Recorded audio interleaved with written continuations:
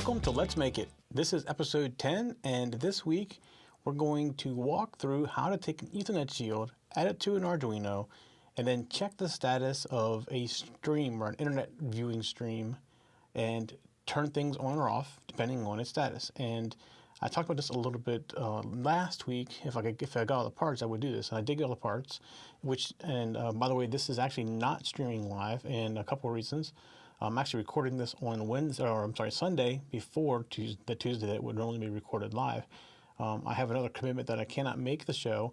And the other thing is, if I did this during the live stream on Tuesday, I would have to take the stream down to show you what it does. So I am going to take the stream down Sunday. Hopefully nobody's watching as I do this and they aren't bothered by this. But I am going to take the stream up and down to demonstrate what this does. So the problem I've been having is the stream will not stay up for always long periods of time. So in my monolithic, I've been nice if I had a visual indication instead of having to go to a website or something like that to see it was online. And I think well, I can make this look pretty and do it like the old on-air lights like they have in radio stations. So I haven't built the on-air light yet. I've looked around and I've seen some commercial ones that I could probably adapt to do this. But I'm kind of wanting to maybe build it myself. So I'm having trouble finding the boxes to make the light. I mean, I have the LEDs and everything else I need. All I need is the box to put it in. And I'm not necessarily real good with woodwork. So I haven't attempted to build a box. So that may end up being what I have to do. So that'll make it a little less pretty, probably, if I have to make the box. But what I have right now is I have an Arduino with an Ethernet shield. And we're going to walk through the code that can determine if the stream is online or offline. And I'm going to walk through that. So first, let's look at the Arduino shield. So we come over here. So this is all, and we're not going to look at this very much today because there's not much to it. Basically, it's a shield that goes on top of the Arduino, and you see I have an Ethernet cable plugged in right there, and that's pretty much all there is to it. I got this from SandSmart, and you can see it does have a place to plug in memory card if you wanted to. In this case, I do not have any need for memory card, so it's just blank. And you see the lights right here, and these are basically link lights. You'll see the link lights and things down here as well on this, but they're also right here. And you see transmit and receive, link or the power. Let's see what else is on this little list right here. Can't read it upside down. The speed and duplex is on here, things like that. So you pretty much can see the status of everything right here. So we're not going to spend much time looking at the board because everything that you need to look at is actually in code. But just kind of notice what's attached to it. It's just and it's an Arduino Uno. You can tell by looking underneath there or on the back somewhere. I don't know what I say, but it's an Arduino Uno. So it's one of the ones that I've had here before. So like I said, we're going to spend most of our time today looking at the code in the serial interface. I've developed it so it tells you what it's doing, so you can kind of walk through it as well. The program is one of the more complicated ones, really, that we've looked at, and it introduces a couple of additional things that we should probably talk about as well. A new library that I downloaded from somewhere. In addition to the Ethernet shield works with the library that comes with the Arduino for the Ethernet. So it right out of the box just worked. I was thought maybe a separate library for that, but it doesn't. It's exactly the same, even though it's not really from the Arduino manufacturer. It's from SandSmart. So that's one thing to note. So okay, let's go over and look at some code. Let me get back to the top, and here's the code. And you see I didn't change the name yet. Actually, this has not been commented very well yet either. I will comment it better before I stick it up on the site. But let's kind of walk through what we need here. And there's a couple of things we've seen here before, something we saw here before. I don't know if you remember the serial display, but we had to use SPI for the serial display. So you see I'm including that. That's because this Arduino, this Ethernet shield talks using SPI. So that's how it's transferring data, is using the SPI protocol. The same thing we used for that display before. You see a new one we've never seen before, Ethernet.h. This is the one that comes with the Arduino libraries. So nothing special, we just include Ethernet.h. And then we come up with one that is a little different from before. And it's a JSON. So we never talked about JSON before, and it's something that's most popular in web development. It's kind of like XML, but not XML. It's a way of transferring data. And what I want to do is I want to go down here. I'm going to, where is it? take this URL and show you what comes back. I'm going to find the URL right there. It is. Let me take this, and I'm going to bring up a web browser. And I'm going to go to, it's Ustream.com, and then it's too much stuff in here. Let me get rid of this. And status. So this is what we're going to get back. And let me increase this a little bit so you can see it better.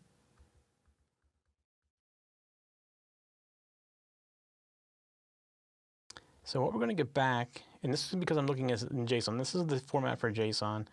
And it's basically an array, and it says that the result is live. So right now the stream is up. There is no message. There is no error. Process time is true. I'm not quite sure what that actually means. And then this is their version of, I'm assuming this is an internal version. Now I could get this different ways. I'm using JSON because I know JSON very well. I also know XML very well. So I could have, instead of saying JSON right here, said I want it in XML form, and I'll get it like this. And I could have used an XML library. To me, JSON's a lot shorter as far as transfer time goes, so I just picked that one. You can also get it, I think, I know HTML for sure. If you put it in this in HTML, and you get it like this. So there's many ways you can get it. JSON just seems to be the simplest to me. So we will get back data like this. So right now the result is live. I am going to take the stream down real quick, and we'll show you what happens when the stream is not live. So let me go over here and stop the stream. And I'm not quite sure how fast this updates. We're going to try it right now, though. Let's refresh. Still says it's live. I think I read somewhere it can take up to a minute.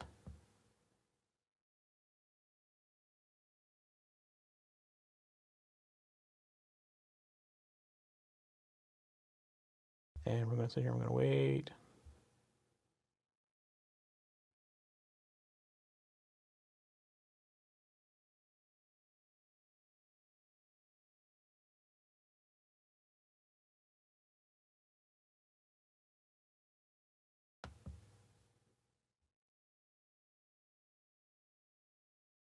All right, the magic of editing, you probably didn't see that, but it took about a minute or so for it to show offline. So now the stream is down, so the result is offline. And you see, again, the message, no error, process time is equal to true, in the same version we had before. So the only thing that changed was the offline. So what we need to look for in the Arduino is either offline or live. So let's go ahead and get back over to the code. And we're going to go back to the top up here. All right, so let's go on down through the code a little bit more. So we got to the JSON, which is where I took the little detour there to show you what the JSON would look like. And so after we include all the information, all the libraries that we need, and all the headers that we need, we come down, and the shield has a MAC address, and it's not, the one I have doesn't have predefined on it what the MAC address is. However, I did read that some of the ones you buy do have a sticker on them that has the MAC address on them. And that's what you should probably stick in here. A MAC address is the address that's assigned to the hardware, and it's generally represented in hexadecimal. So like DEADBEEF FEED is the actual address. This was one that came in the example that I had. I just kept the same one because my board doesn't really have a MAC address. And if I remember correctly, DE is unassigned, so it's really not going to be conflicting with anything that's official.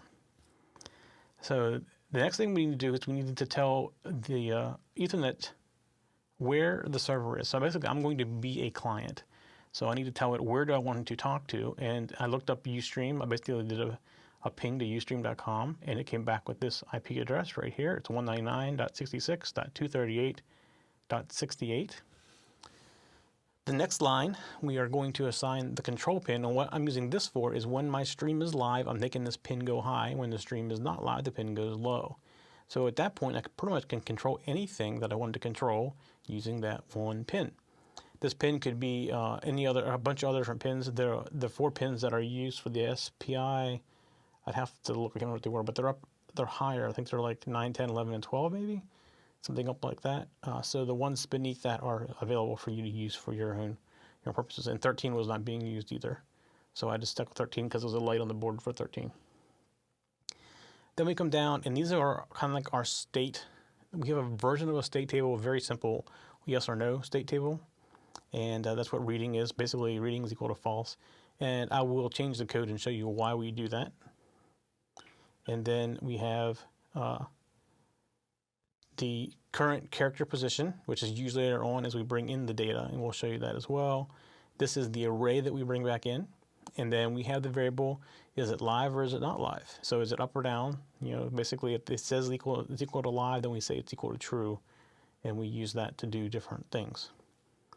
So it's going down here a little farther. We initialize the Ethernet library by calling Ethernet client, and then we're going to call the variable or the structure client. Actually, I guess it's probably considered a class right here. So the client class. We come into our setup, and first thing we do is we define a variable saying we connected.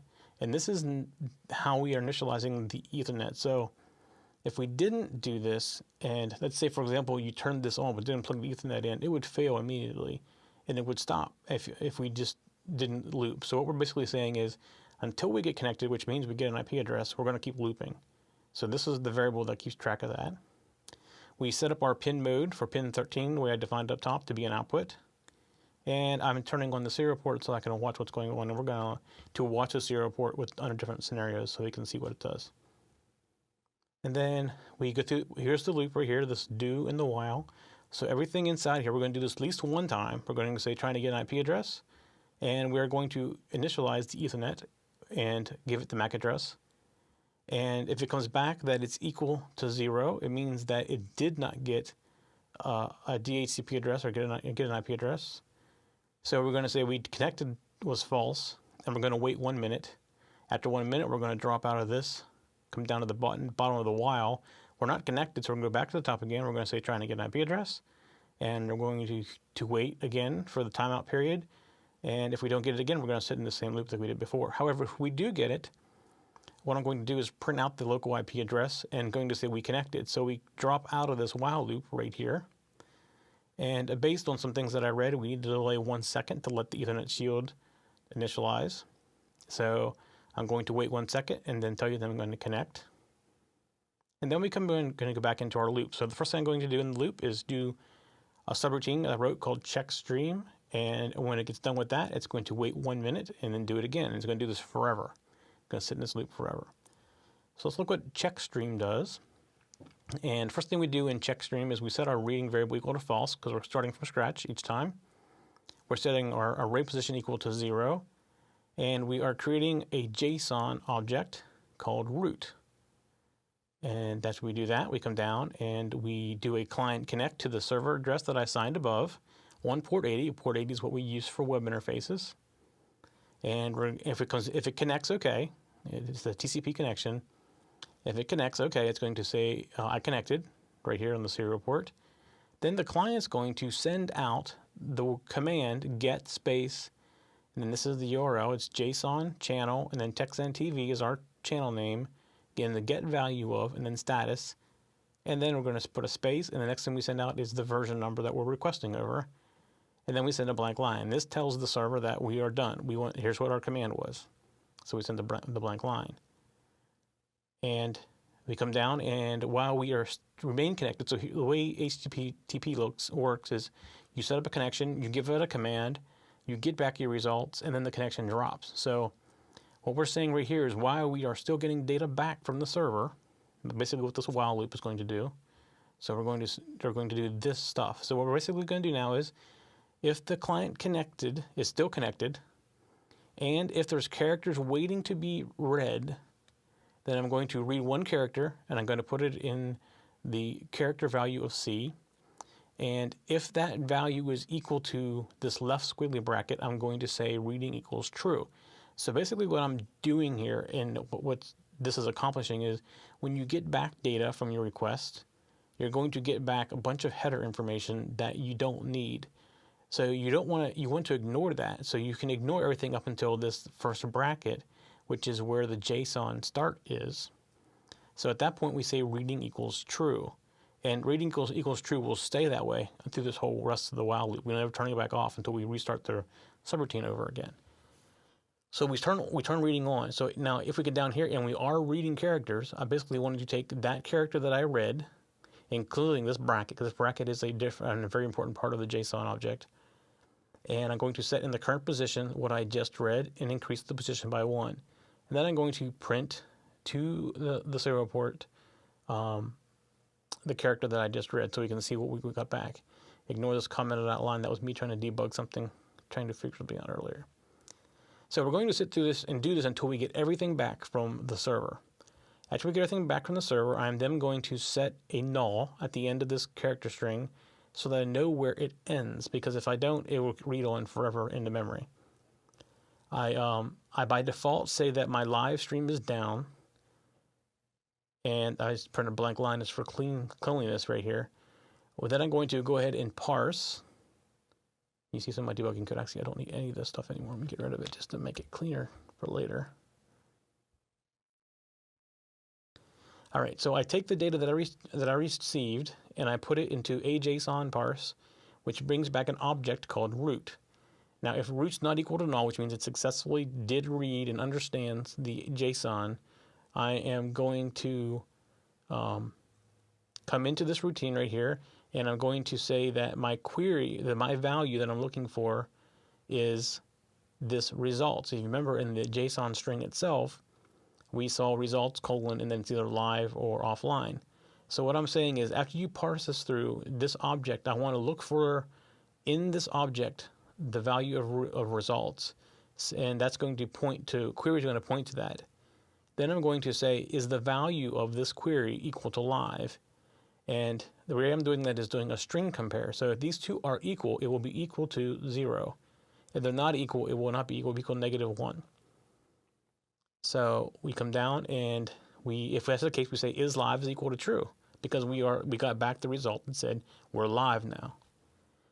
So then remember by default I said it was false. So unless I see this in there, it's going to remain false. So I can't keep that in your head as well. Then as we do this, we drop down and we say if it is live, it's equal to true. Then we want to print to the screen it's live, or print to the serial port it's live. And we're going to turn our control pin 13 high. If it's not, we're going to print the words out no stream, and we're going to put the control pin low. So we do all of this in this condition up here. So we come down past this condition. So if basically we're saying is the root was read okay right here, and we come past the condition. So that we're basically doing here is we're saying root equal to null, and that's just trying to do a cleanup. Something I'm experimenting with. I don't think that it's needed though, but it's not going to hurt anything either. But then we also print out the serial print line. We basically say we're disconnecting, and a blank line to make it look clean. And then we do client stop. And when we do client stop, basically drops the connection to the server and kills the client. The connection should already be dropped anyways, because we're waiting for it to drop before we determine if we continue reading the data or not. And then we drop out. We come back up to here, we wait 60 seconds, and we do it all over again. So let's walk through this one more time. When we come in here, we're going to say by default we're reading, not reading anything. We're setting our array back to 0, and we're creating our JSON object right here. And then we come down and we connect to the server. So we have the IP address, and we're going to port 80, which is the web www interface. Or HTTP, if you do like in the browser, http:// that's port 80. Versus the HTTPS, which is 443. So I'm going to tell us on the serial port that we connected, and then I'm going to send the command to the server with get space and then this /JSON/channel/TextZenTV/get value of/status. And I'm going to send it using version 1.0 of HTTP. And I send a blank line, which basically says that we're done sending commands, and we're going to wait.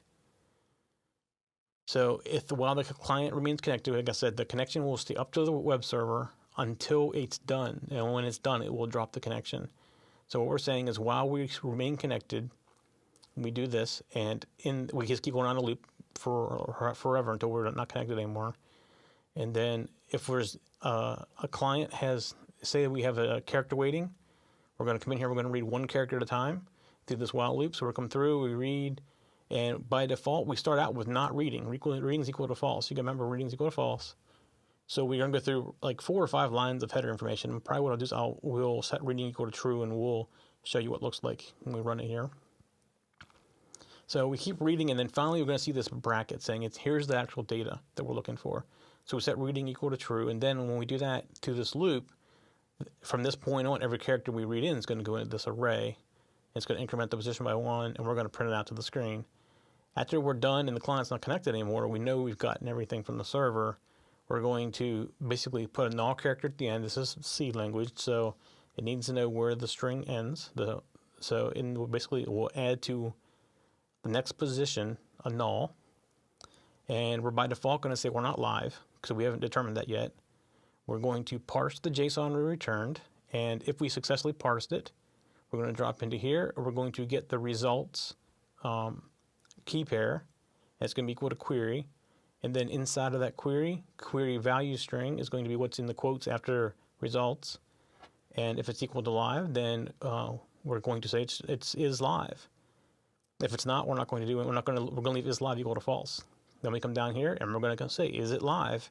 And if it is, we're going to print to the serial port it's live and turn the pin high. And if it's not, we're going to say no stream and turn the pin low.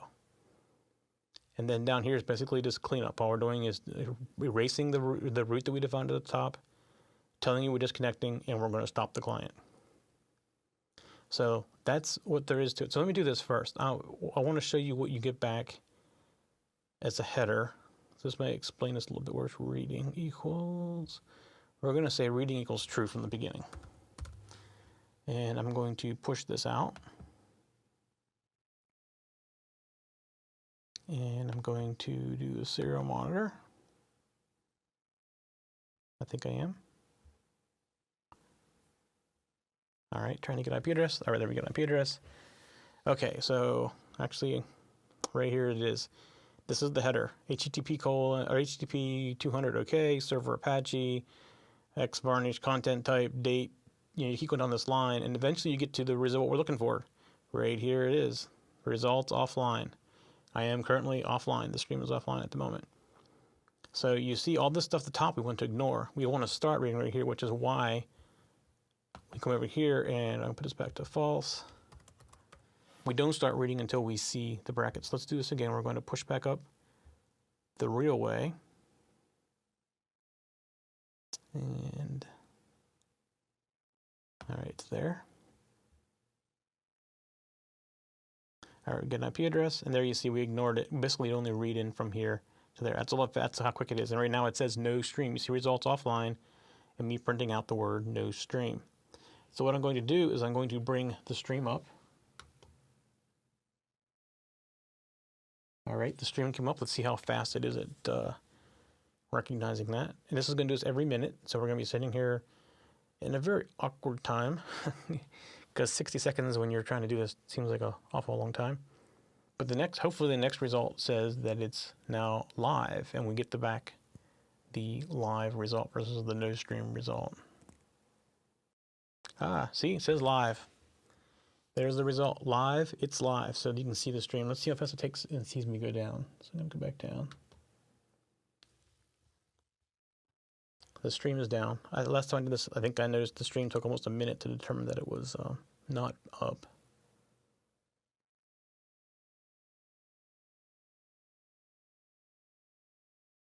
All right, so I edited out almost about probably 40 seconds right there, just so you don't have to wait so long.